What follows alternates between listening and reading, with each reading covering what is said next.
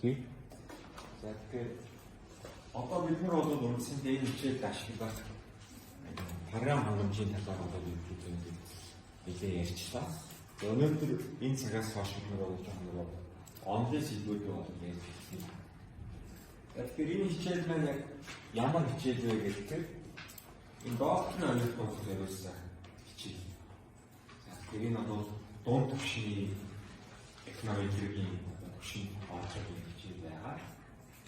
За бид нар ямар сэдвүүдийг үндсэндээ ашиглах вэ гэхээр бид нар эхлээд бол стандарт олон хичээл иргэсийн цагаараа бол тайм гэх нэг экономикийн үндэслэлийг нэг үүсгэж байгаа.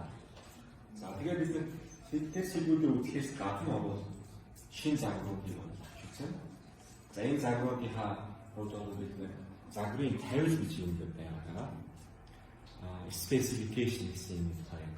Загвараа яаж тавьдаг юм бэ? За дараа нь бид нар загвараа тавьсан болов өвчлөө цогцолтой үнсэн. За үнсний дараа бол бид нар дүгнэлтээ бол хийх бид нар инфлюенсийг бол дүгнэлт хийж байгаа. Загвараасаа таамаг ишүүлээ. За түүнийг бид нэр бивсэн эсвэл цаасан дүгнэлт хийж чадж байна уу гэх юм. За тэгэхээр ерөнхий шугамын загвар гэж байгаа. Тэгэхээр generalized linear model зүйлийн тухай дараа нь ярина. За дараа нь бид бас шугамын бус загварыг ашиглахтаа холбоотой тийм ойлголттой танилцсан. За ерөнхийдөө бидний ярьж байгаа бол за тэгээд хичээлийн хөтөлбөр дээр бол бүх юм байна. За ашиглах номны сэдвүүдийн тухай бид нар Грини номыг бол ашиглаж байгаа шүү дээ. За энэ Грини ном бол үндсэн 3 хэсэгтэй байгаа. За тэгэхээр хамгийн одоо сүүлийн зонсондоо энэ хэсэг. Энэ хэсэг нь бол та нарын энэ хичээлийг үзэхээс орж ирэх үзэхдээ орж ирэхдээ мэдчих хэвээр зүйлүүд чинь болохоор энэ сүүлийн хэсэг байна. Appendix үү. Тэгэхээр энэ дээр бол математикийн тухай ойлголт, матрицийн тухай ойлголт, статистикийн үндэс ойлголт, мандлын үндэс ойлголтууд үүгээр байгаа юм байна. За тэгээд үндсэн бүлгүүд нь болохоор 23 бүлэг байна. За тэгэхээр бид нар бол үндсэндээ энэ номыг бол 2 байгаа үзнэсгийг эхний 12 бүлгийг бид нэр хичээлээ үзье. За энэ ном маань өөрөө бол стандарт сурагчид та нар Harvard жишсэн, Oxford жишсэн бол энэ хичээлээр одоо graduate төвшний магистр докторийн хамгийн ихний экономик хичээл байгаа. Онцлог нь болохоор энэ номыг бүтэн жил үздэг байна. Тэгэхээр бид нар бол хагас семестрт энэ номны эхний хагасыг үздэг. Сүүлийн хагасыг бид нар одоогоор биднэрт яг ингээд зориулсан хөтөлбөр хичээл болоолаа. Гэхдээ бол ийм сэдвүүдийг энэ тань хугацаанд цуг экономик дээр үзэн. За тэгээ үлцгийн тухайд эдийн засгийн бодлогын шинжилгээг өсөж байна. Тэн дээр бол бид туршилт хиймсэн одоо үсэг орч байгаа гэж бодож байна. За тэгэхээр бидний энэ номны хувьд болохоор ямар сэдвүүд байгаа юм бэ гэхээр бид нэр ревизийн загварчлалын тухай ярина. За дараа нь болохоор инструмент төвшөлтийн тухай ярина. Инструмент төвшөлтийг бол одоо бид зарим хүмүүс бол ерөөсөө орчуулахгүй юм над чиг ярьж байгаа. Гэхдээ бол инструментүүдийг бол өөр садрууд бол зэвсэг гэж орчуулсан юм яаж юм. Хөгжмийн зэвсэг гэж яриад байгаа. Мюзикл инструмент. За эсвэл зарим хүмүүс болохоор би бол бас гэсэн хэрэгсүүр өмсөж идсэн гэж байна. Одоогоор бол манай энэ экономик гэдэг шинж тухай Монголд орж ирээд удааг учраас нэр томьёоны хувьд бол энэ инфлюенсерсийн орчуулах байна.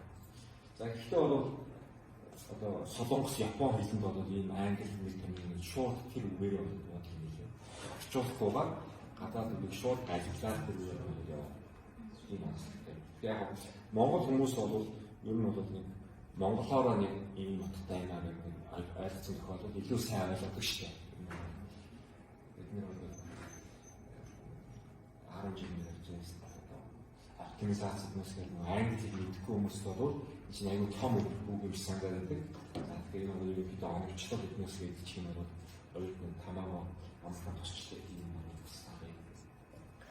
За дараа нь бид нэр тэсвэртэй буюу энэ робост үнэлгээ тухай үзэх юм аа. Тэгэхээр манай загвар бол үсэндээ янз бүрийн одоо загварыг буруу болгодог тийм сул талуудад бол тэсвэртэй байх хэрэгтэй. Тийм тэсвэртэй байдлаар бид үнэлгээ хий. За тийм тэсвэртэй байдлаар бид дүгүүлдэг. Тэгэхээр загварыг муу болгодог юу байдгийг бодоод үзэх юм аа шиг хидроскипас гэх үзэг хийж байна.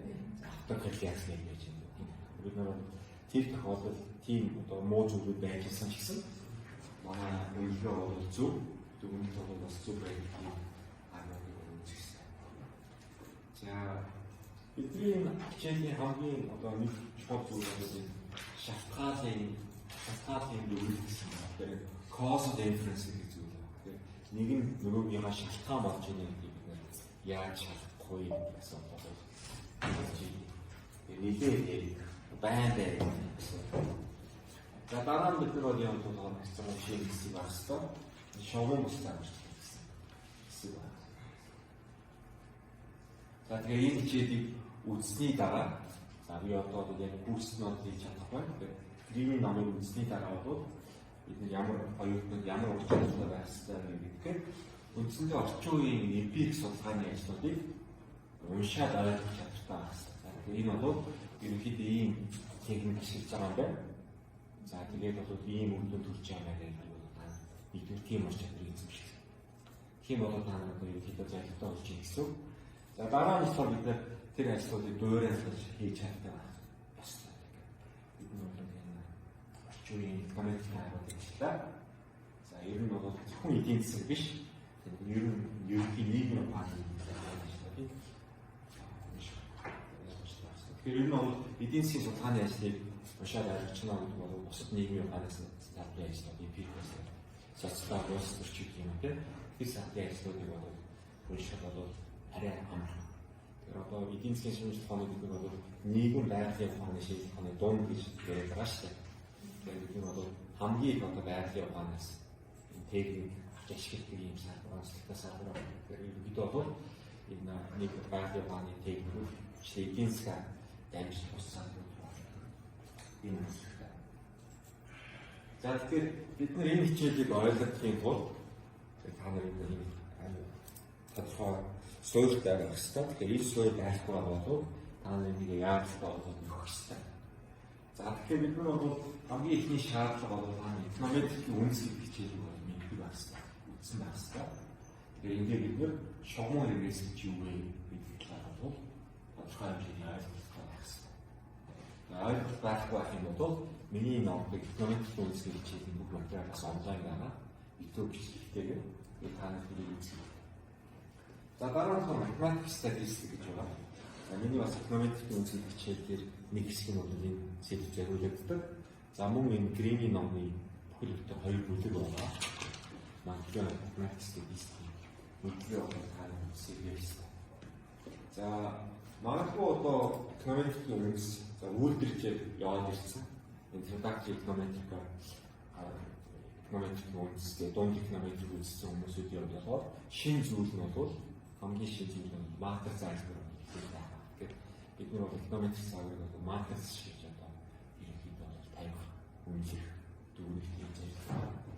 Тэгэхээр энэ бол мэдээж бас 10 жилээс хойш хийсэн байх хэрэгтэй.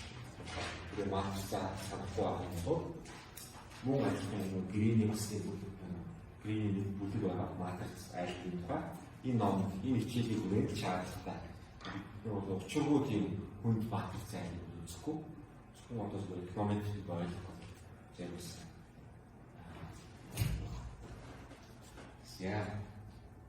За тэгэхээр номны хувьд бол бид нэр ярьчихсан байна тийм. Тэгэхээр танаас татгийг бол өмнөх YouTube бичлэг дээр байлгийн линкийг заагаад өгсөн байна тийм. Тэгэхээр та нар тэрийг үзээд татаад авсан байна гэж бодож байна. За мөн энэ маань энэ хэрэглээний экономик гэж юм хэлсэн тийм. Энэ хэрэглээний экономик гэж. Энэ бол онлайн экономик гэх юм бол хичээл биш. Тэгэхээр бид нар бол онлайн форум тодорхой нэг техникийг ашиглах ойлгох шаардлагатай үед онлайн файл. Тэгж одоо бидний хичээл онлыг хөгжүүлж байгаа хүмүүс зөвлөсөн хичээл байна биш. Тэгээд эдгээр бол ийм эдгээр хитэн өгүүлбэр уншиж ийм ажлыг уншаа. Тэгээд уншсан нь тайлбарлаа гэж байна. За дараа нь болохоор бид нэр хичээлийн хуудсан бас нэмэлт материалууд тавьсан. Тэгэхээр энэ шиг ID тавиад хийсэн байна. Код, дата нэгтэй, лекцийн слайд бас гадна YouTube бичлэг байж байгаа. Манай чиглэл слайд байна. За тэр үндсэн өмнө хэлсэнчлэн 3 ийм бүрэлдэхүүн шигтэй байгаа. Тэгэхээр семинар дээр бичлэг болоод анализ бодлого болохоор семинарын лаборатори болохоор саяны бүлгийн компьютер арт таныг ажиллана. Лекцийн болохоор одоо болж байгаа.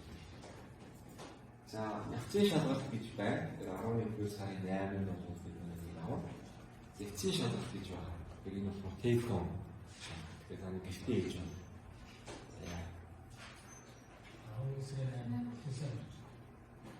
Окей дээ. За, тэгвэл тэрийг бид нэг 11 сарын 2-нд гэж. Эхний 2-нд гэж. 11 за, тэгэхээр бид нэг R-ын тухайсан R бол өнгөө параграф. Тэгээд та нар юунээр бол ашиглаж болно.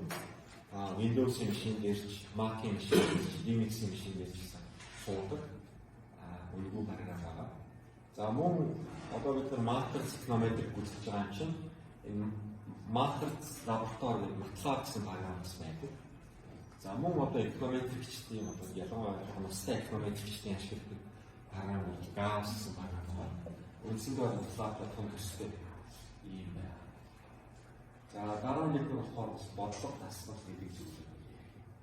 Хийж байгаа. Одоо юу найзын замаар нэг бодлого өгчөөд ийм бий байна. За хичээлийн шаардлага болохоор 100 оноос бид нар бол таныг заавал ийг хийж чадвал шаардна. Тэгэхээр таныг хичээний тасч болохгүй. Ирсэн дээр оноо өгнө. За тэгээд бид нар болохоор бодлого таслах гэдэг тэрнтэй адилхан бодлого та нар өгсөн хэсгэр чинь зөв хийж чадсан хэсгэр чинь оноо өгнө. 30%. За тэгээд ягцын шалгалтыг болохоор ангид өгнө. Тэгээд ямар шууд боломж өгөх шалгалт аавна. За дараа нь болохоор эцсийн шалгалтыг та нар гэртээ игээд надад дуурайлах тийм шалгалт авах 30 оноо гэж байна. За энэ видео бол тэгэхээр унах боломж үлдчихэж байгаа юм шиг. Одоо гис чинь би шалгалт өгч байгаа юм шиг тийм. Та ихтэй маш сайн ном харж байгаа. Та өөрөө ихсэн сайн. За өнөөдрийн хичээл маань болохоор economic-ийн paradigm гэсэн юм. Paradigm гэдэг нь болохоор үндсэндээ ямар нэгэн асуудал ийм бид нар маш олон талаас нь хандаж байна. Тэгэхээр economic гэсэн бол бид нар асуудал хандах юм paradigm гэсэн юм. Энэ талаар нь за тэгэхээр энэ хичээлийн материал бол үндсэндээ бид нар яг грeenийг хийж байгаа. Тэгэхээр та нар хичээлийн веб хуудсан дээр ороод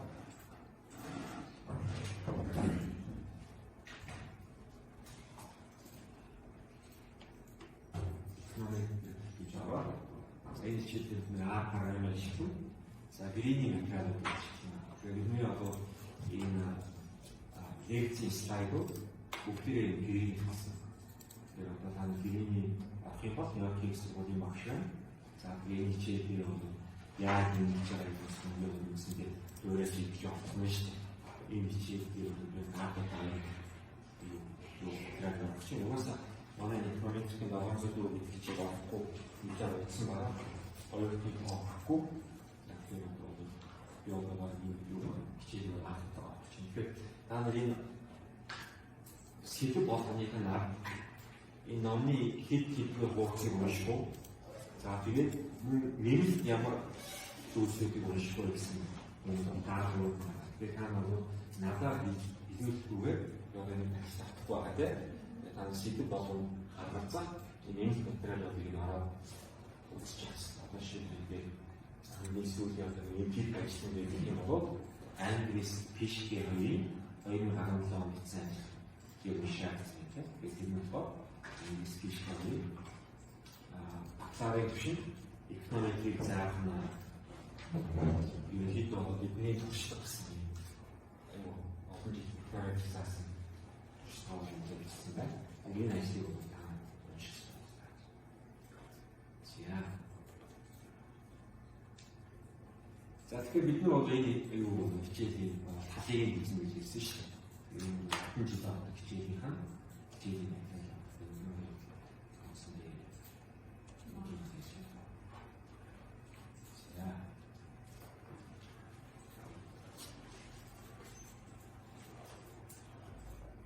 за экономикс бид нар одоо хандах энэ парадайм гэдэг болохоор хэд хэдийг ийм үйлдэл шиг үстэй. За тэгэхээр бид нар экономикийг ярихдаа бол бид нар онлайн суурьуул байдаг. Ялангуяа эдийн засгийн онлайн суурьсан шинжлэх ухааны ажлтай. За тэгэхээр эдийн засгт одоо хамгийн яригдж байгаа зарим зүйл бол энэ behavioral model юм. Одоо бид нар хүмүүсийн үйл хөдлөлийг одоо зааварчдаг.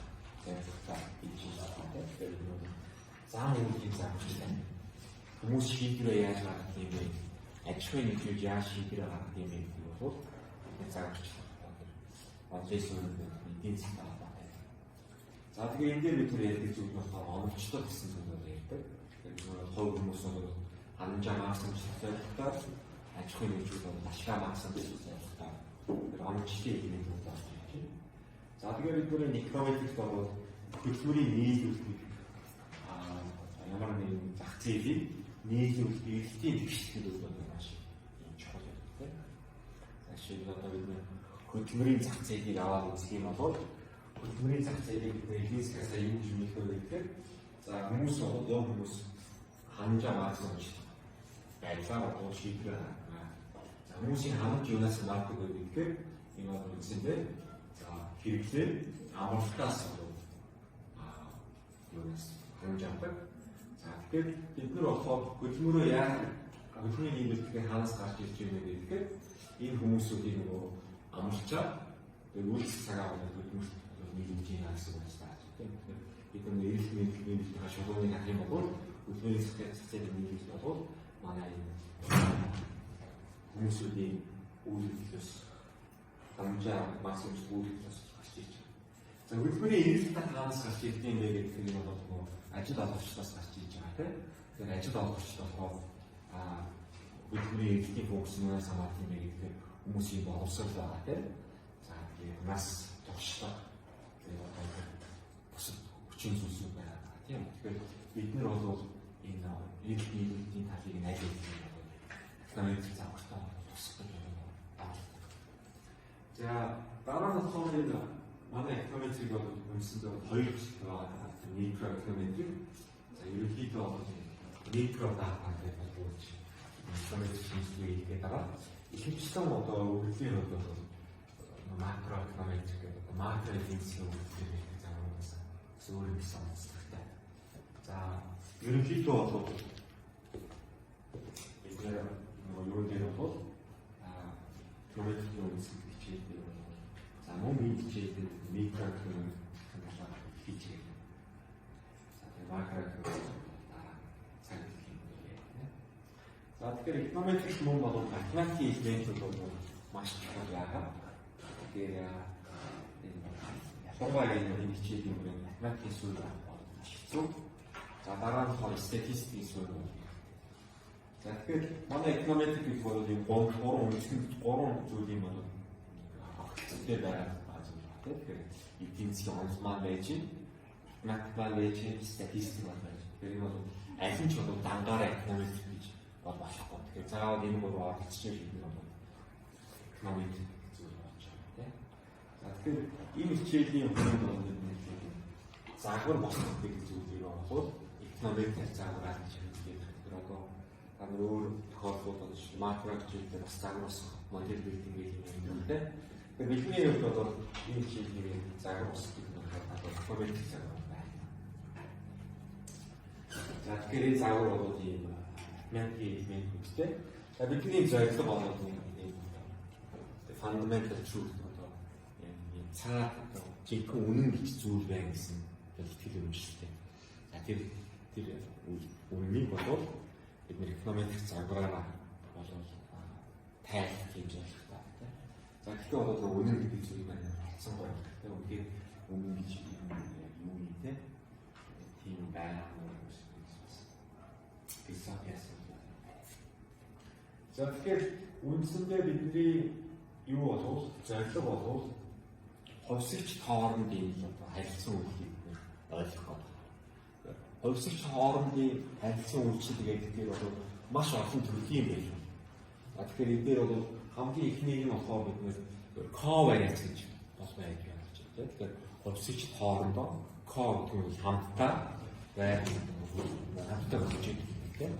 За тэгэхээр одоо жишээ бид нэр эдийн засаг одоо Монгол улсын хувьд тийм эрүүл мэндийн үйлчилгээний орлого болов үйлчилгээний одоо орлогын хэмжээний тэгээд эрүүл мэндийн үйлчилгээний эрэл гэж юм байна. За хүмүүсийн орлого гэж юм. Тэгэхээр одоо бол co-variance-ийг ойлгоход аль нь анх хэмжээ гэх нь бол тоон ярихгүй байна шүү дээ. Тэгэхээр энэ бол хүмүүсийн орлого нэмэгдэхээр эрэлт нэмэгдэх юм уу? Эсвэл бол одоо юу гэдгийг эрүүл мэндийн үйлчилгээ одоо их авдаг учраас одоо орлого өсөх юм уу ч гэдэг тийм. Тэгэхээр тэрийг нь одоо санахгүй байх гэсэн үг байна. За дараа нь хамаарах гэсэн юм байна. Тэгэхээр энэ бол одоо яг одоо co-variance гэдэг нь юу гэж хамтдаа үлдэх зүйл хийж байгаа бол энэ хамаарлыг арай ерөнхий ойлголттой байгаа юм байна. Тэгэхээр одоо шинэ хүсний бодлоо гэж тийм. За тэгэхээр бид замыг нь одоо төлөвтэй болгочих юм бол жолооч ямар хариу үйлдэл хийх юм уу эсвэл болтон авах явах юм уу гэдэг нь хамаардаг байна. За дараа нь одоо шийдэл гуравдугаар юу бол бидний хамгийн сонирхол гэдэг зүйл бол шалтгаан үүрэг авах гэсэн юм. Аль нь шалтгааны аль нь үр дүн юм бэ гэдэг нь бол тогтоох байна.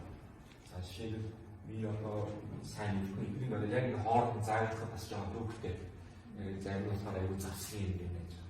Одоогор одоо миний хийж байгаа зав авах юм хийж байгаа арцсан ажил бол манай агаар өгчдөө чи хэмжээ гэж байгаа PM 2.5 10-тай PM 10 давхар эслийн давхар эслийн хэсгээс өгчдөөч байгаа тийм. За тэр маань болохоор хөлбөрийн нийгэмд ямар хэрэгтэй сонирхол байхгүй. Тэгэхээр одоо магадгүй одоо утаатай өдөр утаа ихтэй өдөр болохоор хүүхдүүд их өвддөг. Хүүхдүүд их өвддөг болохоор ихүүд ажилдаа их байж болох уу? Тэгэхээр бол агаарын огтлол бол хувь ихүүдийн бол танилтаас гадуур зүйл шүү дээ. Тэгэхээр бол нэг эмэгтэй хүн бол контрол хийж байгаа тийм. Тэгэхээр шалтгаан үүрэг даанаа гэж бол агаарын огтлол хамаагүй том асуудал болж байгаа юм л да.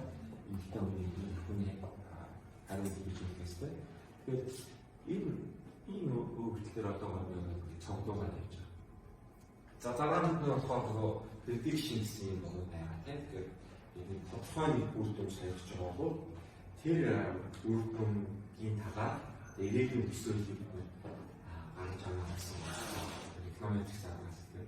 Одоо нэг мөнгөний одоо цааш чанар өгч юм бол за банкуудын баланс муудах уу? Тэгэхээр бид нөгөө өглөө бодоод үзэх юм бол банкуд маань одоо жишээлбэл 13 банк байгаа. За 13 банкны баланс бол ингээд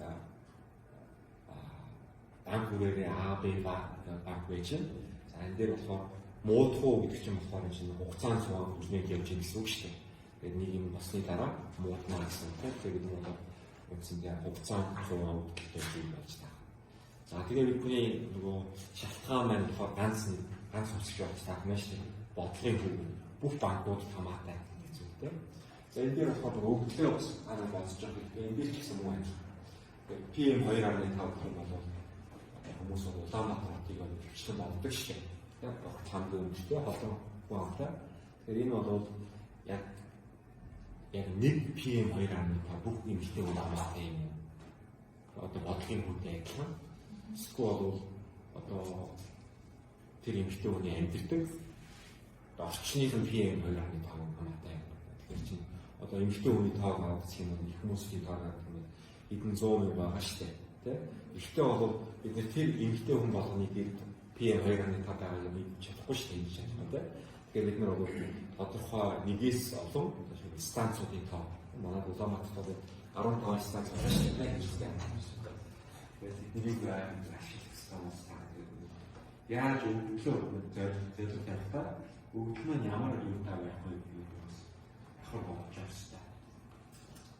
За тэгэхээр одоо бидний хичээл одоо ялангуяа энэ номд яригдж байгаа зүйлүүд бол эконометрикт одоо яг одоо гэрийн номууд ярьж байгаа сэдвүүд нь бол яг одоо энэ практик хүмүүсийн хэрэгж байгаа сэдвүүдээс ингээ ялгаатай байна. Тэгэхээр сүүлийн үед гарч байгаа шинж юмуд бол маш том загвар болоод ашиглах байж. Тэгэхээр бид харьцангуй жижигхэн ийм одоо бүтцтэй загвар сонирхож юм гэсэн. Тэгэхээр бид нар бол үндсэндээ coverage болох нь бол нэг сонирмш болоод байгаа юм гэсэн.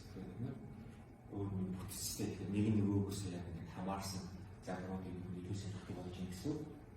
За одоогор бол нэг ганц эконометрик парадайм болохоор хэд тань болоод байгаа. Тэрийг нь болохоор бид нэр батламжийн одоо скол сонгодог эконометрик зүйл болов одоо маш их одоо ярьдаг.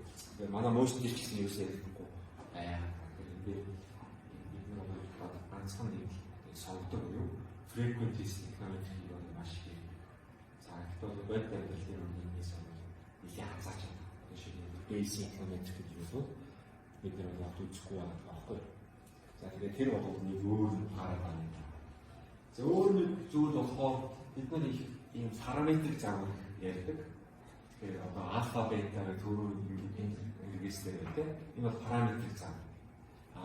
Бид бол эдгээр гэжтэй одоо практик бол хүмүүс бас параметрик бус ийм загвар, нон параметрик загвар гэх ашиглаж байна. За мөн сайн параметрик буюу хагас параметрик загвар ашиглаж байна. Тэгэхээр энэ бол сүүлийн үед гарч ирж байгаа нэг шинэ юм байна. За дараа нь бид нар болохоор ихэвчлэн одоо ийм робот загваруудын тухай яриад тэрийг бол хэрэглэдэг болж байна. Тэгэхээр одоо бид нөгөө heteroscedastic гэдэг асуудлаа бид таньж байгаа бол heteroscedastic-ээс засахынхаа оронд засах гэж оролтынхаа оронд автокорреляц гэдэг нэг асуудал манай загварт байх юм бол түүнийг засах гэж оролтынхаа оронд зөв аль аль нь байж хахад хүчин төгөлдөр тийм загварыг бол ашиглахыг бол илүү үнэлдэг гэсэн байна. Тэгээд нэг бол robust method гэсэн зүйл байна. За тэгээд бид нар болохоор ерөнхийдөө энэ зүйлний хэрэгээс байдаг. Энэ бол параметрийнхаа тийм шугам загвар байж байна. Алфа-ны шугам, алфабетны шугам ус дороогүй. Тэгэхээр энэ бол бас жоохон загвар юмнаас нэг практикаас шийдэж байгаа. Шугам ус загвар ашигладаг болж байна. За энэ болохоор компьютерийн тооцоолол болох чадвар маш их сайжирсан байна. За тэгэхээр бид нар бол түрүүний баг хэлтэй ажиллаж байна гэж байна. Тэгэхээр ийм behavior загвар. За тэгээд ямар нэгэн тийм болохоор онол дээр тулгуурласан загвар. За тэгээ мөн бүтцтэй загваруудыг ашиглаж байна. За тэр маань болохоор юу моодоос гарч ийн юм гэхээр ийм reduced form буюу цомтгосон загвар байна. Тэгэхээр дунд дээр үзсэн байгаа тийм вектор ахтаар үеэс загвар байж байдаг. Тэр бол манай цом reduced form загвар байж байдаг. Цомтгосон загвар. Тэгэхээр одоо бид нэг илүү S баг загвар, бүтцтэй structure баг загвар юм ашиглаж байна. Тэгэхээр coverage гэж сайн ойлгох. За тэгээ бидний хамгийн сонирхдаг зүйл бол identification байна. Яг одоо ямар нэг хүчин зүйлсийн зөв таних гэдэг юм асуулт байна. Энэ бол маш их чухал болж байна. За энэ бол cause effect. Яг шалтгаан нөлөөлөл юм илүү сонирхдаг болж байна гэсэн. За тэгэхээр саяны загваруудыг ярихад аль хэдийн бидний ярьчлаа. Энэ өвдөхийн бүтцийг харах юм тийм.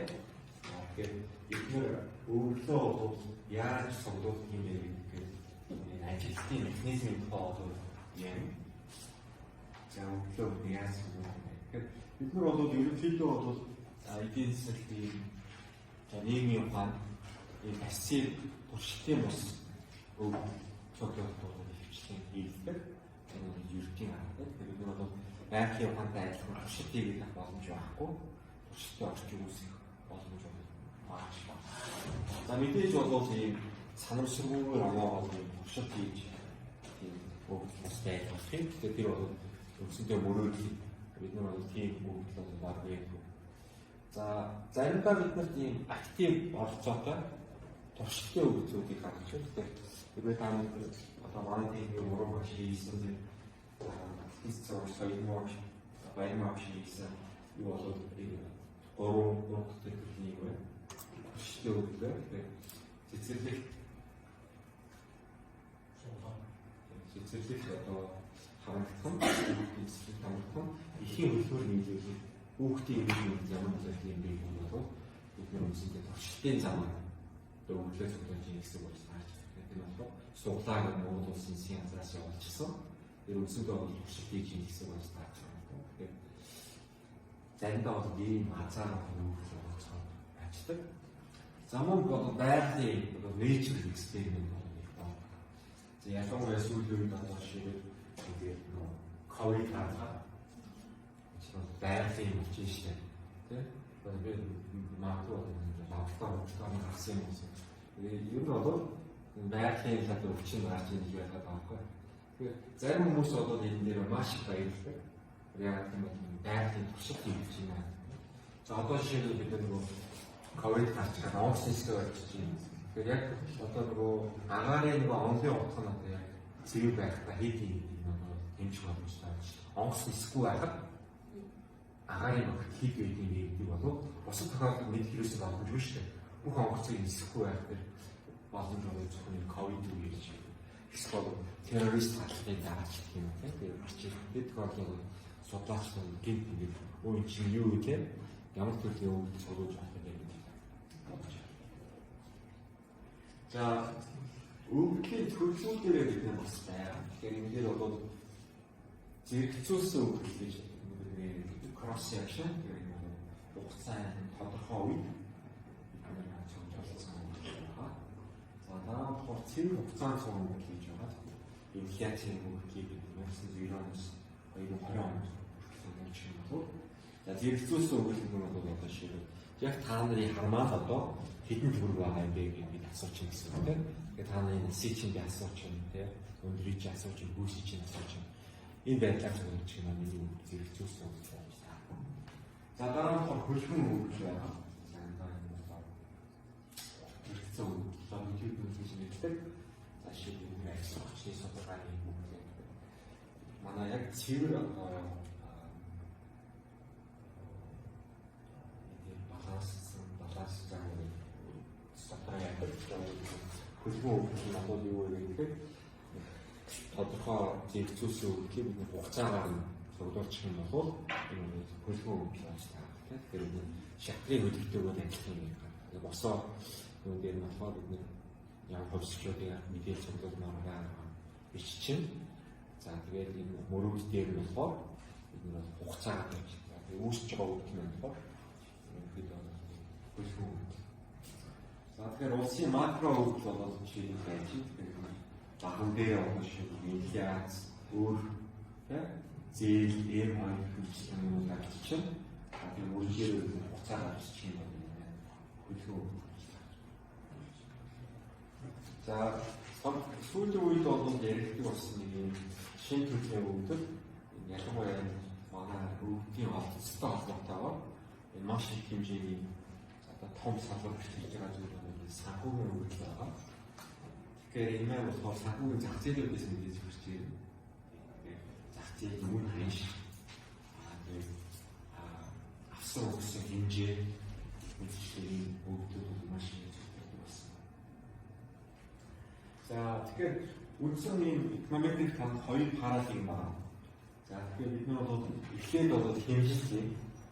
За тэгэхээр хэмжилт маань юунд хэлэх вэ гэхээр тодорхой нэг одоо объектийн онцлогтой болгож байгаа хэмжилтийн. Эсвэл өөрөөр хэлбэл хэм маягын хэмжилтийн. Эсвэл сонголтын дээр хэмжилт. За тэгээд хэмжилт хийгээд бид нэг их олонлын болоо таньж мэдэх бичсэн. Тэгэхээр одоо бид загвар дээр бол их олонлог дээр нэг юм альфа, бета гэдэг параметр байгаа. Тэгэхээр бид нар бол энэ их онцлогийн параметрыг бол таньж мэдэх зорилготой гэсэн тийм. За тэгэхээр бид нар энэ дүгнэлт маань болохоор үргэлж энэ төгс бус дүгнэлттэй. Тэгэхээр би өнөө бол хизээч бол энэ альфа, бета бол нэг боломж байхгүй. Тэгээд зөв бүгдээ тодорхойлаад их онцлогийн параметруудыг дүгнэлт хийгээд байгаа. Ашиглах арга маань болохоор төвөрлөлтийн онол гэж байгаа. Sampling theory, за эсвэл улам төхөөрөмж гэж хоёр онол дээр тодорхойлсон гэж юу байна. За энийг бид нар бол сонгодог параметр гэж байна. Эсвэл frequencies гэх юм болохоор юмны давтамжтай тодорхойлаад за тэгээд одоо бид давтамжаа гэдэг хязгаарыг өгөх юм бол бид нар үндсэндээ их боломжтой руу орч байгаа гэсэн тийм нөхцөлийг тодорхойлох гэдэг олон төхөөрөмж. За дараагийн төрлийн нь болохоор сүүлийн үед гарч ирж байгаа юм бол basic economic. Тэгэхээр мөн ажлын оноо бид нэр объектуудыг хэмждэг. За ол бидний сонирхож байгаа зүйл бол үндсэндээ их онцлогынхаа нэг тодорхой хэсэгтэй бид нар бол авсан төвөр гэдэг. Бид нэр төврийнхаа тухай юм. Тэгэхээр бид нар бол энэ зөвхөн төврийнхаа тухай маш юм нарийн яс төвлөлт. За яс төвлөлт маань болохоор өөрийн гэсэн тархалтай. Тэгэхээр одоо жинхэнэ их онцлогийн параметр дээр бид нар бол хизээж нэг юм ганц утгатай параметр байна гэж үзэхгүй. Тэгэхээр одоо энэ юу бол их онцлог дээр өөрийн сансгүй өөрийн гэсэн тархалтай зүйл байна. Бидний нөгөө асуулт хандж байгаа хандлага маань тийс хоолтой гэж байна. Нэг нь болохоор энэ ганц параметр байна гэж яаж яхад нөгөөх нь бол энэ posterior нэртэй энэ тархалт байна. Posterior гэх нь дараа. Тэгээд бид нөгөө параметрийн гадаа ихээр өмнөх ийм тархалтын хүлээлттэй за энэ параметр бол ерөнхийдөө нэг ийм тархалтай байна. Тэгээд бид нөгөө өмнөх буюу файл дараа бид нар шиг зоос ахин бол юу аа сүлтээр бол хийдэг. Тэгэхээр одоо бид нар frequencies аргаар юм бол одоо 0.5 биш их олон зүйлээр 0.5. За тэгэхээр болохоор basic болохоор энэ бол хэд ч байж магадгүй тийм ерөнхийдөө бол би 0.5 гэж төгтөө. За би өөрийн гэсэн тархалтай зүйлийг хийх гэсэн. За тэгээд дараа нь болохоор basic болохоор тогшоолт юм. За 10 ингээд хаяхад 10 хаяхад 3 сүл дээр уучлаа. За тийм бол сүл дээр уух одоо энэ магадлал маань болохоор heat wave гэхээр нөгөө өмнөх 0.5-тай төрсэн төлөвлөжсэн тархалтай бол одоо бид 10-аас 3 бууцын чинь арай илүү багасгана гэсэн үг тааж байгаа байхгүй. Тэгэхээр бидний хувьд бол төвөр гэдэг бол ерөөсөө маш чухал зүйл. Тэгэхээр бид нар бол энийг би сая удаа хайцсан бол 0.5 болох байсан гэж хэлж байхгүй. Бид нар 10 удаа хайхад 3 болсон байна. Тэр бол энэ сүлтээр өгөх чинь бол 0.5 биш гэж хэлнэ шүү дээ. Яа.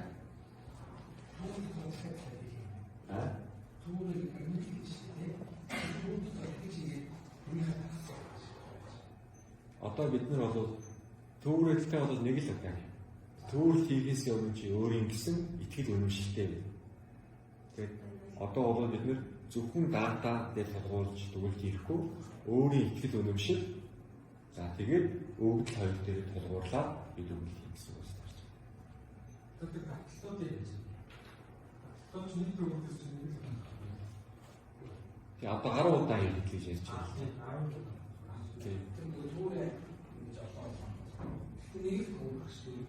Тийм нэг л төвөр байна. Одоо бид нар бол сонгодог эконометрикт чинь бол бид нар энэ төврийг бид нар хязгааргүй тийм давтах боломжтой гэж үзье.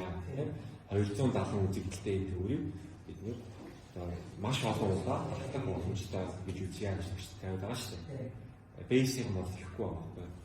Би тийм олон татвар угаасаа боломж авах тийм тэр тухай ярих шаардлагагүй. Угаасаа би 200 татвар өгөхтэй ганц дүүртэй байна. Тэрний надад юм гэж байна. За тэгэхээр одоогоор бас ийм хичээл маань болохоор яг энэ дэйсийг бас авахгүй байна. Би одоо зөв таамаглаж одоо өөрийнхөө ойлголтоо энийг ажиллах салбар маань миний одоо тренинг маань одоо миний өөрөө хичээлүүд маань basic economic use байдаг. Би Manchester доктор их бол basic economic use хичээл хийж ураараа очоод математик хиймээс заавал хичээлээр очиж сууж ирсэн үгээс биш. Энэ аль бие ясны economics-ийн докторийн хүртэл одоо хүртэл байх гэсэн. Үгүй шүү дээ. Тэр хацсан ушийн юм.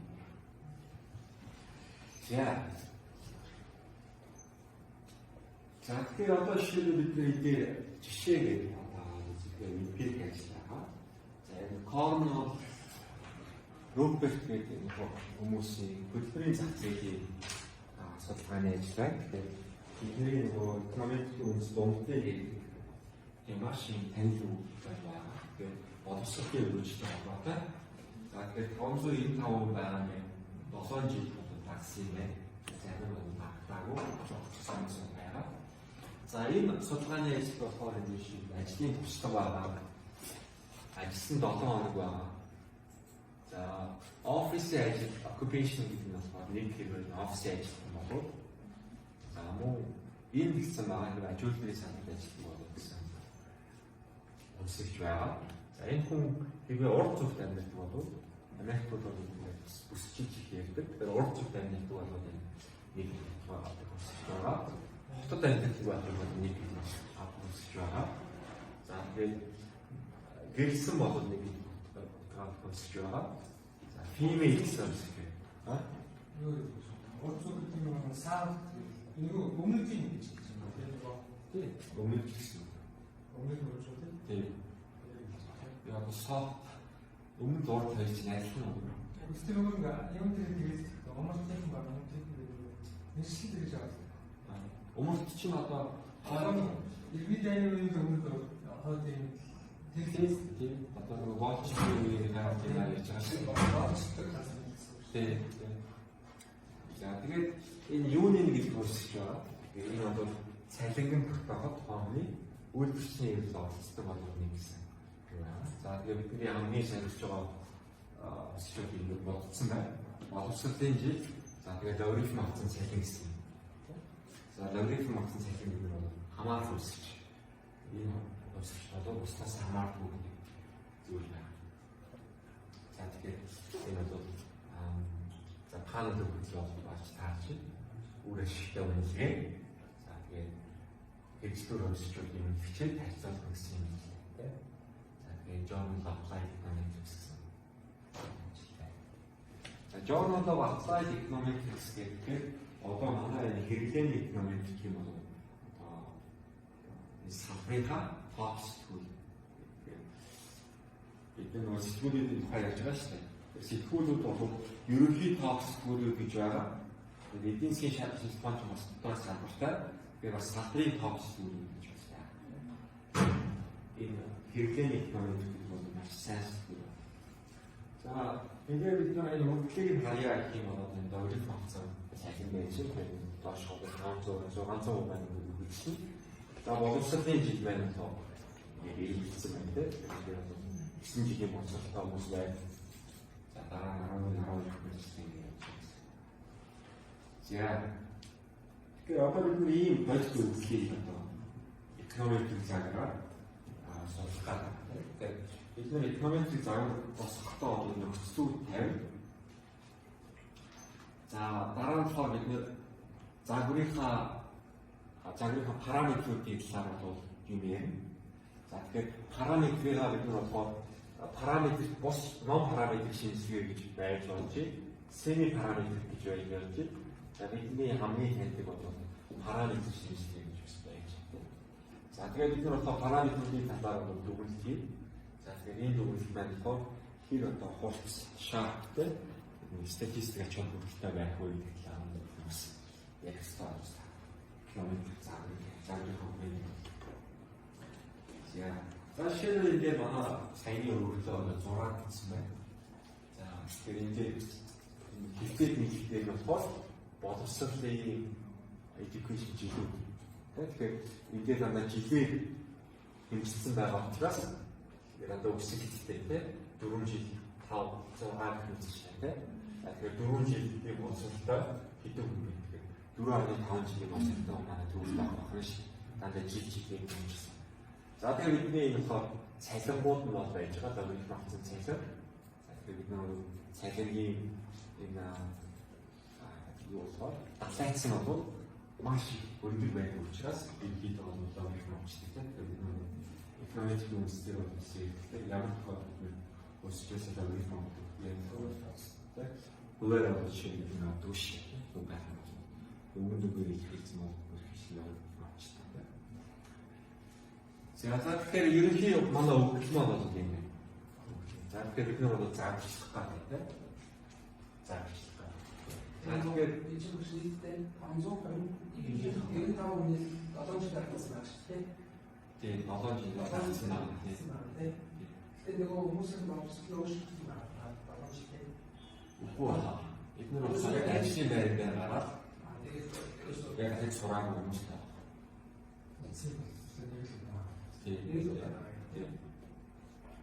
За тэгэхээр одоо бид нэр тэр тоолоос яг хүмүүсүүдийг нийлүүлсэн биш үү пүүл хийсэн байна.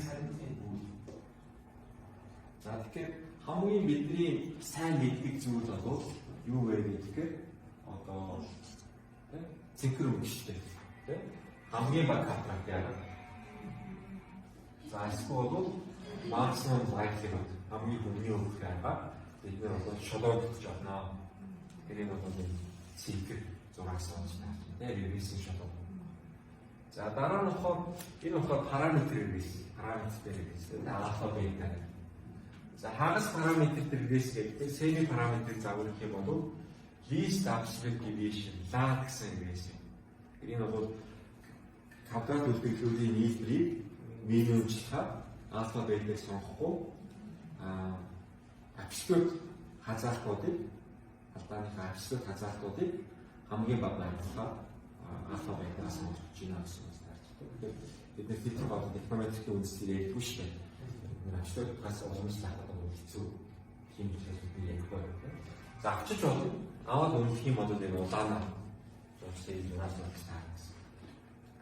За дараа нь болохоор бид non parametric release гэж байна. За тэр нь болохоор дээр байгаа цифр байж.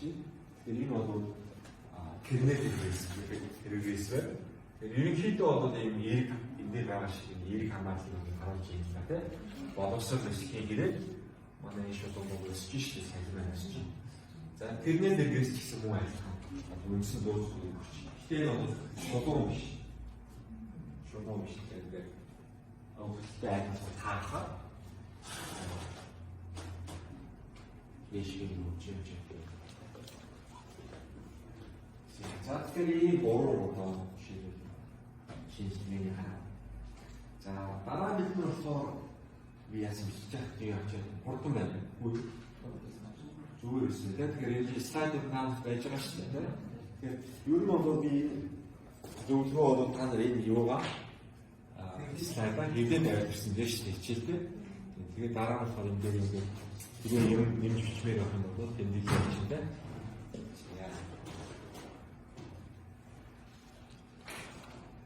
За тэгэхээр бид нар одоо descriptive statistics гэж байдаг. Тэр нь тайлбарлаж статистик. Тэгэхээр ямар ч экономик заавар хийж байгаа бол та нар ихлээр өгөгдлөө заавал харж явах хэрэгтэй, зурж харж явах хэрэгтэй. Тэгэхээр хүний нүд чинь болов энэ ямар ч одоо програм хийхөөсөөс болов илүү юм ур чадвартай зүйл байдаг шүү дээ. Тэгээд нэг юун дээр сансархуу Мароккод явуулаад тэр нэг зургийг аваад зүүдэх талбар нэг ерөөсөө машин яа, ерөөсөө юу ч хайж чадахгүй.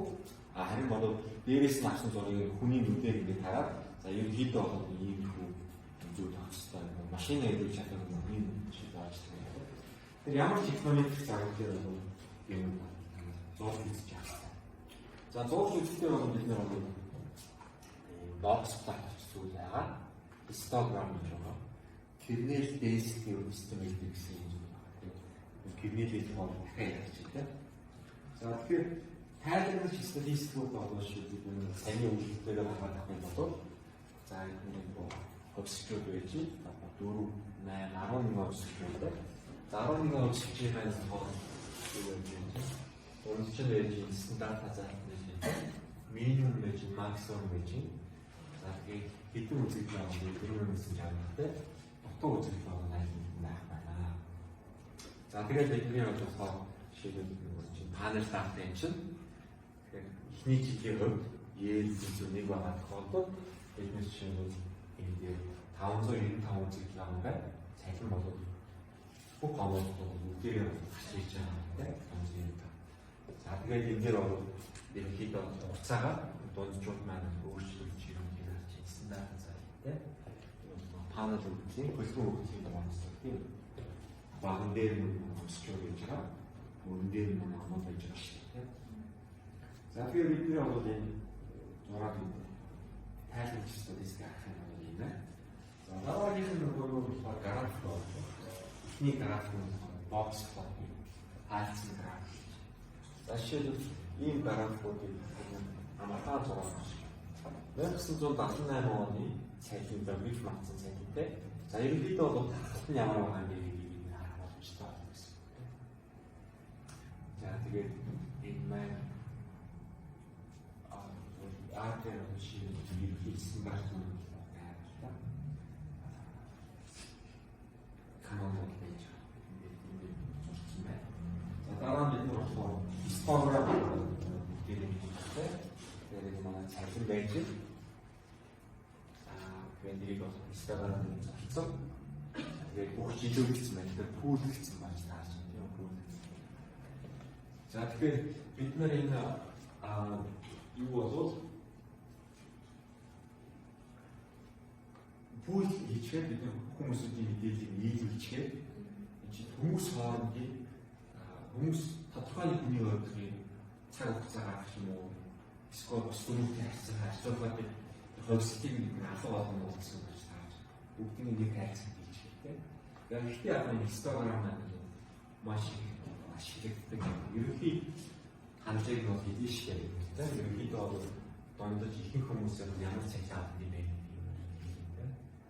Энэ одоо энд орсон хүн болоод цалин ямар динамикаар өөрчлөгдөж ирсэн бэ гэдгийг хэлэхгүй ч гэсэн. За ерөнхийдөө бол эдийн засгийн хүмүүсийн цалин бол ийм хүн. Тэгэхээр бидний гол зорилго бол энэ вариацийн их сурвалжийн юу юм бэ гэдгийг яагаад хүмүүсийн цалин ондоо байгаад байгаа юм бэ? Тэгэхээр хүмүүсүүдийн ондоо хүмүүсүүдийн хувьд яагаад цалин ондоо? Эсвэл тодорхой нэг хүний хувьд цаг хугацаагаар цалин яагаад өөрчлөлт юм? Бидний өмнө сонирхоод байна гэсэн үг байна. За тэгэхээр бид нэр дараагийн график юу бол Kernel system гэж байна. Kernel үйлчлэг байна. Kernel технологи. За энэ юу болохоор график болохоор ийм тасалбартай өсөлтөөр ерөнхийдөө бол тархалтыг нь үйлж өгч байгаа гэж ойлгож байна. Намаа тархалт гэдэг нэг юм. Тэрний чинь одоо empiric хувилбар гэж юм аа гэсэн. За тэгэхээр энэ бол өөрийн гэсэн юм томьёотой байна. За тэгэхээр F мажраатай гэдэг бол манай нэгтийн функцийн үнэлэгч гэсэн үг болж таарч байна. Үнэлэгч. За юунаас хамаарх юм бэ гэхээр X A модтой гэдэг зүйлээс хамаарх. X A модтой гэдэг нь юу юм бэ гэхээр манай энэ цэгүүд байна. Тэгэхээр тодорхой нэг цэгүүд дээр бидний нэгтийн функцийг үнэлэх байна гэсэн. Энэ болохоор манай нэгтийн функцийг үнэлэх цэгүүдийн олонлог гэсэн юм. За дараа нь энэ функц маань бол B гэсэн зүйлээс хамаарх, функцаас хамаарх. Энийг болохоор bandwidth буюу зургийн өргөн шиг хэлдэг. Тэгэхээр энэ болохоор бараа энэ томьёон батны нэг зүйл байна. За дараа нь болохоор kernel функц гэсэн юм K гэдэг функц болно юм байна. За дараа нь болохоор X малгатаар нь болохоор X одноосоор манай density буюу нэг дараагийн цаана гэж үзсэн. Тэгэхээр бид нар бол үндсэндээ цалингийнхаа гişтгийг, цалингийнхаа мэдээллийг бид нар тархалтыг нь одоо үндсэндээ нормал үгүй асаасгүй хасрал оож шахах гэдэг юм шиг байна. За тэгэхээр тэрнээ бол маш өөрөөр шилжүүлдэг. Тэгэхээр өнөөдөр бол илүү танил одоо бидний мэдээж одоо хистограм хаач болно. Хистограм гэдэг бол яг нэг тахтаас ондоош тахах гэсэн тэгээд гоё. Тэгэхээр тэрнээ бол нийтлэлийн хистограм тэр хамгийн хайцлуудын хэмжээг одоо маш багасгах юм бол манай хистограм бол юу гэдэг тэрний талаар хаалцах шүү дээ.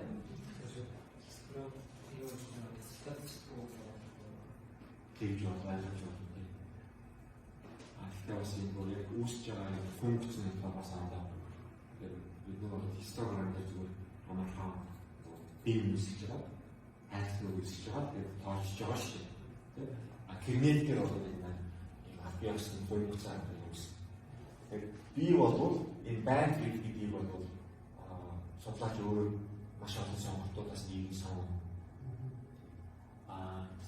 За тэгээд энэ кирнетийн функц гэж байгаа. Тэгээд жишээ Bartlett гэдэг янз бүрийн нэрүүд одоо шийдэл километрийн багаар авах юм бол кирнет зөвшөөрсөн банк яаж татах вэ гэсэн юм байна.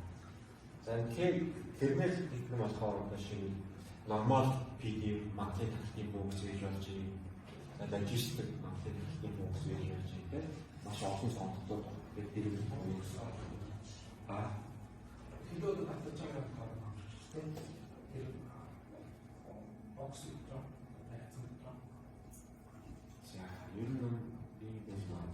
Тэгэхээр одоо яг нэг таасаа. Дахиад гаргахын нэг сайн мэдэхгүй. Хаанаас юм гарч ирдэг. Миний хувьд бол ерөнхийдөө эмпир эвлэний экономик чиглэл бол ерөнхийдөө ийм нэг зүгээр их санаа бол за энэ одоо миний нэгтийн функцийн үзүүлэлт байна. Тэгээд янз бүрийн экономикийн төгөөмөл шиг функцийн төлөвлөлт гэж байгаа. Тэрнээс нэг хацаа. Ерөнхийдөө бүх юм руу ороод ингээд айлгаад явах юм. Нас бүгд уусууд авч байгаа юм шиг. За тэгэхээр энэ дараагийн нэг ажил байна. Жолоо сайт экономикс. За яагаад энэ сэтгүүлийг их ярих байгаа юм бэ гэхээр энэ бол маш сайн. За тэгэхээр энэ одоо шиг энэ дээрээс нэг жолоо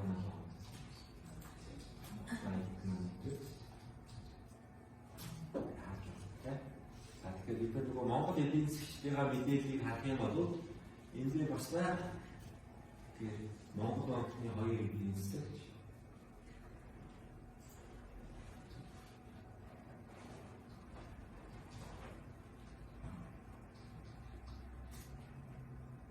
За үслэн гэдэг нэг юм бол дааж байгаа хоёр эдийн засгийн хоёр сэтгүүл хэвлүүлсэн хамтарч ирсэн байна. За тэгэхээр энэ сэтгүүл яагаад гоё сэтгүүл вэ гэхээр энэ зөвхөн оригинал ажил нийлэхээс гадна бусдын хийсэн ажлыг дуурайлгаж хийгээд нийлүүлэх боломжийг олно. Тэгэхээр Монгол хүмүүс манайхаар replication дуурайлгаж хийсэн. Тэгэхээр энэ сэтгүүлийн бол хэрэглээний экономикийн гол зорилго бол судалгааны ажлыг хүн дуурайлгаж хийгээд яг адилхан үр дүнд хүргэж явах хэрэгтэй бол ачаад байна. Тэгэхээр дурын ажлыг за энэ дээр топ сэтгүүлээр нийлүүлсэн дурын ажлыг амар өвдлөгийн солиод ч гэдэг юм уу.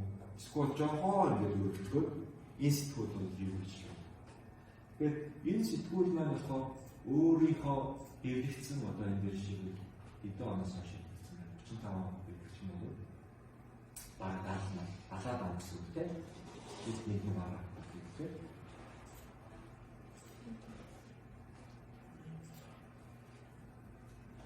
За 80 оноос хойш 80 оноос хойш 80 оноос хойш гарсан юм тийм.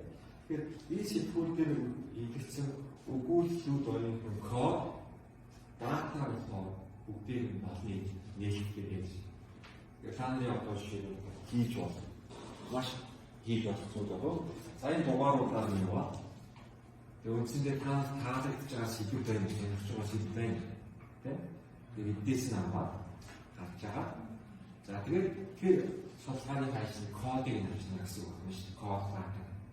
Тэр нэг шинэ зүйл дотор маш айтайхан нэг сайн зүйл юм байна.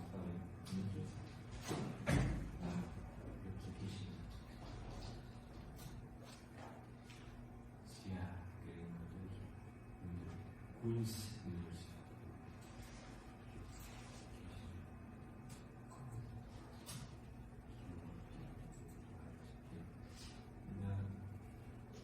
Канадын Queen's University Journal of Economic Start-up гэсэн.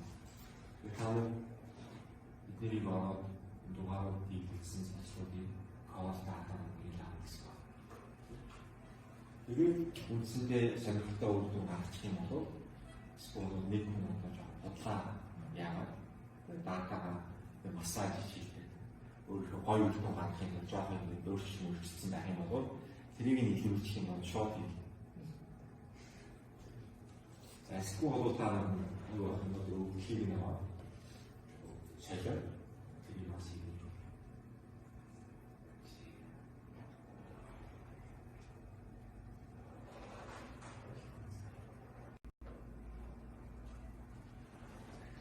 За тэгэхээр энэ ажил бол хүмүүсийн эрүүл мэндийн талаар одоо сэтгэл хангамжийн болохоор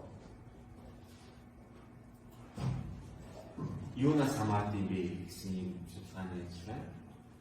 За тэгэхээр энэ хүмүүсийн одоо өөрсдөөс нь бол судалгаа судалгаа болсон байна. За тэгээд энэ дээр бол энэ зүйл байна болохоор хүмүүсүүд хоорондын ялгаа бол маш их байна. Тэгээд энэ дээр бол энэ нас нь одоо төсгийн хэрэг хүмүүсүүдийн одоо эрүүл мэндийн талаар дүгнэлт хийж байгаа юм болохоор өөрчлөлтүүд байна гэсэн таамаглалт дэвшүүлж байгаа. За тэгээд энэ болохоор Германаас өгдөл босож авна. За энэ болохоор панел өгдөл байна. За тэгээд энэ болохоор fixed effect logic гэдэг заавар юм нэ. За тэгээд бид нар бол юу илрүүлсэн бэ гэхээр хүний онцлог бол эрүүл мэндийн талаар одоо дүгнэлтэд бол нөлөөлнө. Гэхдээ бол бага онцлогтой хүмүүс гэх юм бол энэ бол илүү үнэ. За тэгээд босод хүчин зүйлсийг бол тооцсны дараа за тэгээд энэ дээр шиг юу вэ гэхээр пик ажил болж байгаа шүү дээ. Тэгээд нэг үгний хатхаа ярьсан. За тэгээд загварын хатхаа ярьсан чинь. За тэгэхээр бид бол хүмүүсээс аваад түүнээс чи Германы хүмүүсүүдээс за та өөрийнхөө бол эрүүл мэндийн талаар оноо. Нэг бол маш муу, тав бол маш сайн гэсэн. За тэгээд ихтүүчээр бид цогцсон үгээр задлж хараад Инстаграмыг нь харж байна. За ихтэйчүүдээр нэмтэйчүүдээр бас харж байна. За тэгэхээр бид нар энэ маань төрийг өөрсдөө маань байгаа. Энийг бол юу тайлбарлаж юм сонирхож байна гэсэн. За тэгэхээр бид нар энэ дээр орлогоо оруулаад ирсэн байна. За орлогоо оруулж ирээд үр дүнгээ болоод хайцсан графикаар болоод тайлбарлсан байна. Зүгээр сарж штэ. Тэгэхээр энэ бол үндсэндээ 61-ээс 70 настай группийг 71 настай группийнхаа харьцуулсан байна. За AMF нь болохоор male female гэдэг байж тээ. За гэтэл бол юу сонирхож байгаа юм бэ гэхээр энэ pooled order logic гэдэг загвар байж нийлүүлсэн эренбсэн logic загвар. За дараа нь random effect logic загвар. За нөхцөл тогтмол хөвлөлт logic загвар байна. Ийм гурван загвар дээр параметруудыг харьцуулж байгаа юм биш. За тэгээд гурван параметраа гурван аяр насны бүлгийнхаа гурван хайцтай. За тэгэхээр энэ юу хэмжиж байгаа юм бэ гэхээр энэ SVH гэж байгаа. Тэгэхээр энэ болохоор өөрсдийнхөө эрүүл мэндийн байдлыг хоёроос дээш гэж үнэлэх одоо магадлал нь энэ насны аяр хүүс ямар үзэгтэй вэ гэдэг нь гарч ирсэн. Тэгэхээр энэ судалгааны ажил бол ерөнхийдөө бол ийм нагалт байна. сонин зүйл болохоор юу вэ гэхээр ийм зүйл болж таарч байна гэсэн бодож байгаа. Эмэгтэй хүмүүс өгшин хүмүүсүүдээр бол зүйл тохиолоос яатсан ганцхан зүйл гарсан. За тэгэхээр бидний юу болов судалгааны ажил асуулт болгоомжтой ийм хэлбэрч яг гэсэн үг байна.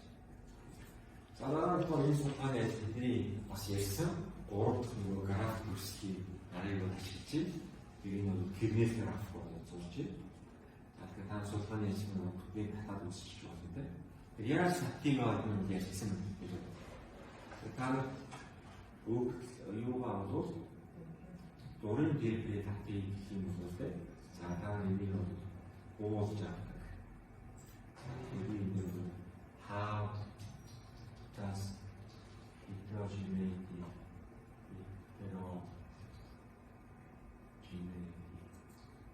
юу гэсэн бэ? Shape гэсэн бэ? Shape.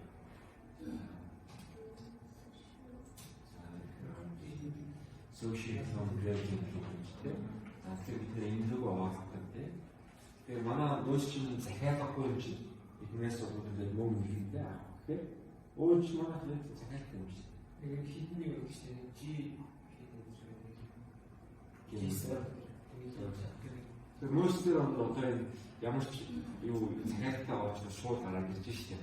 Та энэ шууд PDF хэрвээ энэ мөнгө нэгтгэдэг байсан бол та нар энийг буулж Ctrl C.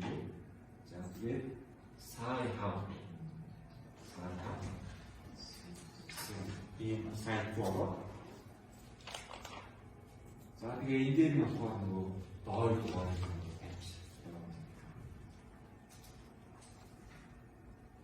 За тэгэхээр бол ерөнхийдөө дурын юм бол ихэнх судалгааны ажлуудад сайн хаадаг байж. Энэ хүмүүс бол маш одоо энэ шигтэй казах юмтэй энэ бүх нөгөө пэйволыг алуулсан. Subscription base юу ахсан шүү дээ.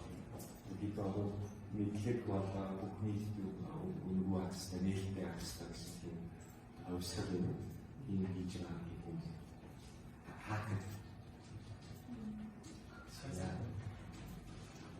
хацаараа яг юм шиг. За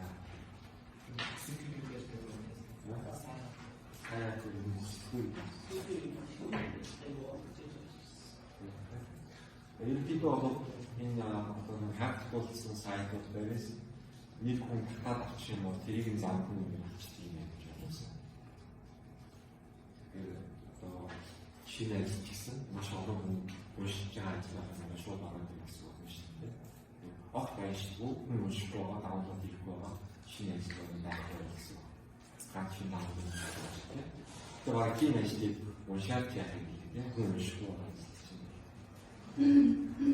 За тэгэхээр энэ дээр бол бидний саяны ярьсан жишээ кернел бейсийг хоёрч. За тэгэхээр энэ дээр бол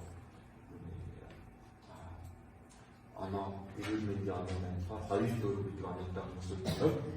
За тэгэхээр насны бүлгээр нь бол эмэгтэйг зурцсан байна. Насаараа өөрчлөлт хийх юм.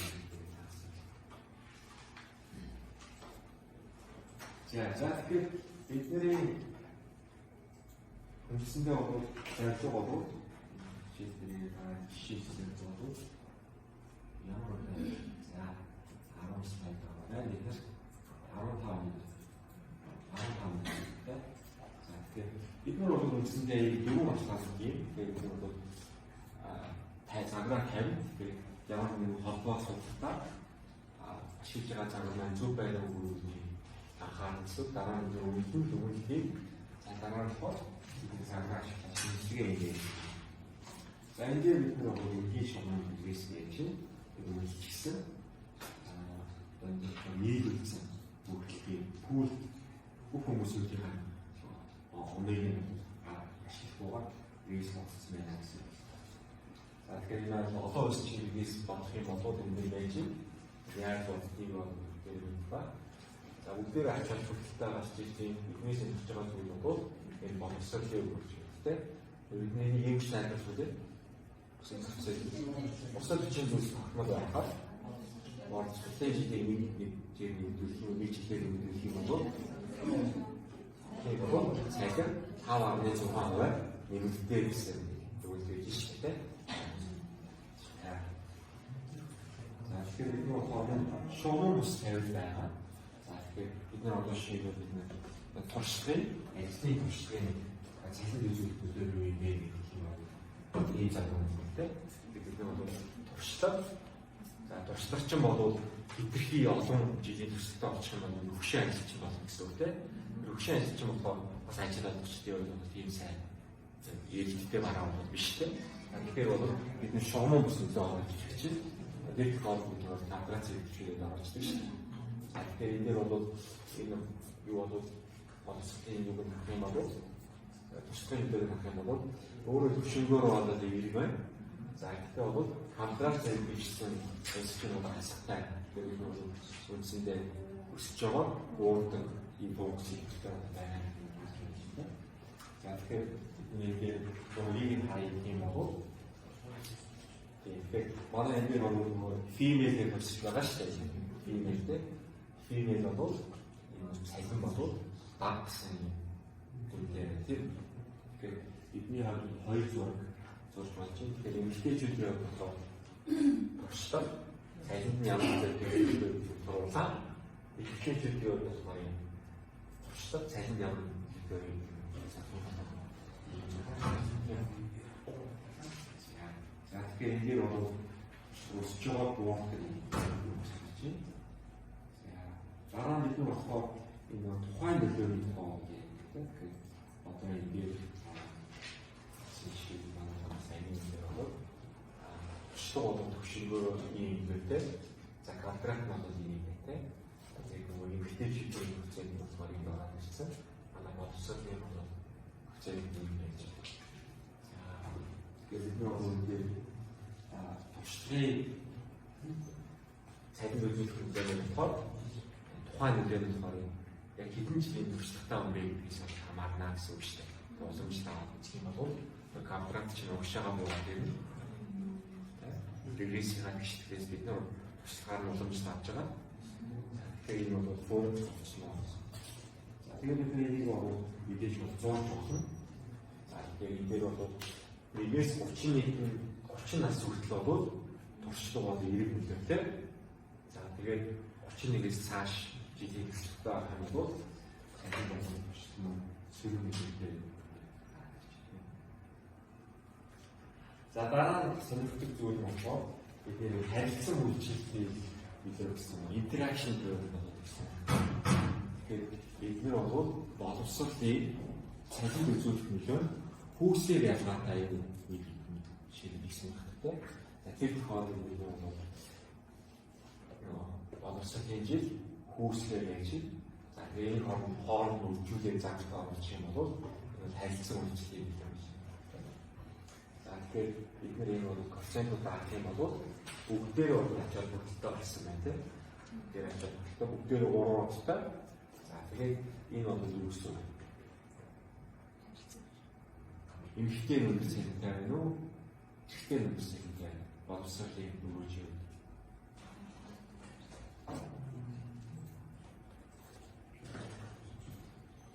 Боловсролын өгөөж эрэгтэй хүмүүсийн хувьд үнээр байна уу? Эмэгтэй хүмүүсийн хувьд. Эмэгтэй хүмүүсийн хувьд үнээр тийм. Тэгэхээр бусад хүчин зүйлсийн багтана. Хүчин зүйлийн тогтмол байлгаж байгаа. Тэгээд боловсролын нэг жилээр нэмж байгаа шүү дээ. Тийм бол эмэгтэй хүмүүсийн хувьд бол энэ дээр энэ коэффициентээр нэмэхэд энэ коэффициентээр female чинь нэг гэж байгаа тийм. Энэ коэффициентээр нэмж авч байгаа. Эрэгтэй хүмүүсийн хувьд бол энэ тэгэр үржигдэж шүү дээ. За тэгэхээр бид нэр ахын нэг жилийн боловсролын тухайн нөлөөний явах юм бол саяны гişтгэлээсээ доод байж гişтгэлээсээ уламжлалт авч чинь боловсролоор уламжлалт авч чинь тийм. За тэгээд боловсролоор уламжлалт авчихаар энэ бол хүүсээс хамаарсан бүгд гараад ирж байна тийм. Тэгэхээр бид нар орлуулах юм бол юу гарч ирнэ гэхээр 0.23 гэдэг бол 0.548 гэж юм бол 43% өссөн шүү дээ. Тэр эмэгтэйчүүдийн хувьд боловсролын өгөөж нь статистикээс 43% маш өндөр ялгаатай болж таарч байна тийм. За мөн бид нар энэ дээр бол өөрөөр байгаа. Програмаар нэг хийлгэж болно. Санаа өөрсдөө орлуулаад хооронд нэгэн хооронд энэ дээр бол average partial effect гэж байна. За энэ бол нэг ихтэй мэдээчүүдийн хувьд. Тэгээд дараа нь бол female нь болохоор тийм хүмүүсүүдийн хувьд ихтэй хүмүүс гэсэн үг тийм. Female нь бол нэг хүмүүсүүдийн хувьд юм байна. За тэгээд энэ үйлдэл бол статистик.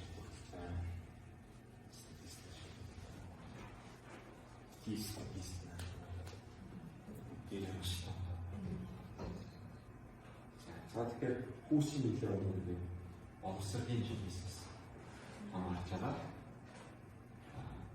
За хүүсийн нөлөө өнөөгөө боловсролын жилээс хамаарч.